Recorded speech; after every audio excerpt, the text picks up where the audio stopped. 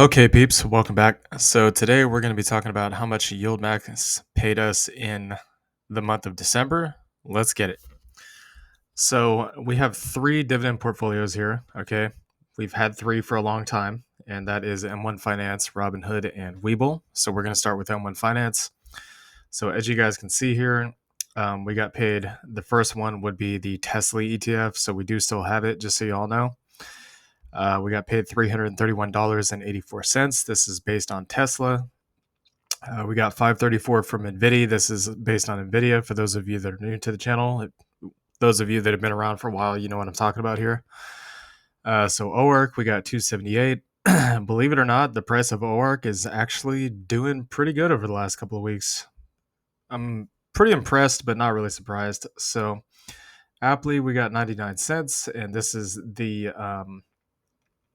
M1 Finance portfolio payments that we received from the YieldMax ETFs. So that total comes out to $340.95 for the M1 Finance account. So now we're going to go over to Robinhood. And I kind of wish Robinhood would change it to where you could see the dividends all on one page. That'd be nice, but they haven't done that yet. But to be honest, I can't complain too much. I mean, it's a pretty solid platform. So we'll take a look at OARC. You guys can see we're only down slightly. We haven't added any money to this fund in like eons at this point. So we'll go down here to the dividend tab. You guys can see we got $11.19 on the 13th. And we'll go back here and click on the next one, which is Tesla. We basically only did a one-time buy of Tesla. We haven't really bought anything or even sold this. This was like a few months ago. So we got $30.20 on December 13th. Tesla did actually pay slightly more on this previous distribution. As you guys can see here, our share count hasn't changed, but the dividend went up. So that's definitely nice. So now taking a look at Aptly. Scroll down here on Aptly, and you guys can see we got $6.15. So thank you, Aptly. And we haven't gotten any dividends from Cony. We just recently started adding back to this, just so you all know. So GUI, this is one that we've been holding for a while. We do like holding GUI again because it's Google. They're a big tech company and they do not pay a dividend. So this is an option to be able to get a dividend. Where if you were invested in Google, there would otherwise be no dividend in Google. I mean, granted, you get massive share price appreciation if you buy at the right time and the share price skyrockets. But I mean, other than that, you don't get any passive income. So we get $5.98 from this one. And these are all on the same payment date for those of you that are new. Everybody who's in the YieldMax ETFs, we all already know this. So AMZ, which is the Amazon version, again, Amazon does not pay a dividend. So this is $8.50, or I'm sorry, $5.80. So I believe this one was, let's say this one was the 83.61. Yeah, I'm pretty sure that's right. So now we're gonna go over to Webull.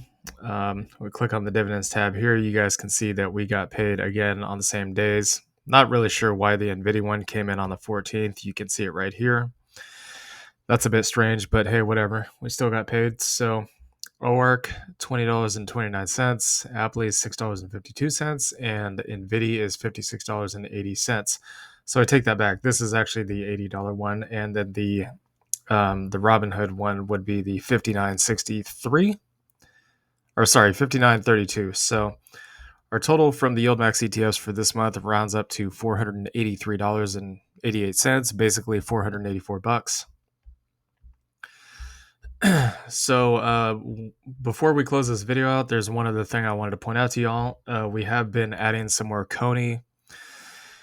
We took some profits, so we'll talk about that in the next video. But we did end up making like a sell of the position recently, and then just basically added back in. But as you guys can see here, for the month of October, we have been adding to this. The last time we got a dividend was basically back in October.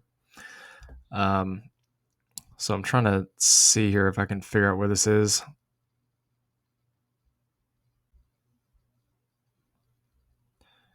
Here it is. Okay, so here's the market sell. So yeah, we were basically buying up into this point. We sold and then we re-added. So we currently have, looks like about $275 in this position and roughly about 11 shares.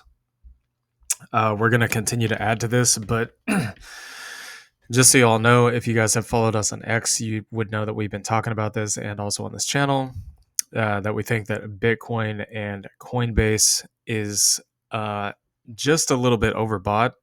I may be making an understatement on that when I say that, because the RSI is massively, massively overbought. We're seeing the green shade come in when the RSI hits over 70 and 80, and it's been there for a little while. So there is a potential that Coney and Coinbase and Bitcoin may have a pretty substantial pullback here in the short term. When exactly that's going to happen, I don't know. It could potentially line up with the announcement of the spot Bitcoin ETFs actually getting put onto the market. There's been kind of a consensus that it's a possibility it could be the buy the rumor, sell the news event. So everybody's buying up into the event, and then when the event is announced, like, oh yeah, we're going to come out with the spot Bitcoin ETFs, and then people can buy it. Then all of a sudden, all the investors that bought in start selling up their shares. The RSI lines up with that theory. Do I think that's going to happen? It's hard to say. I'm pretty bullish on the spot Bitcoin ETFs, but this is investing after all. I mean, it would be, if that were to happen, it would be a classic buy the rumor, sell the news. So to kind of hedge against both scenarios, we've added a small position in Coney, but we're not going all in, because if it dumps, we want to be able to pick up more shares. But if it pumps, we want to be able to have that price appreciation exposure. So with that being said, hope you all enjoyed the content. Please like, comment, and subscribe, and we'll see y'all later. Peace.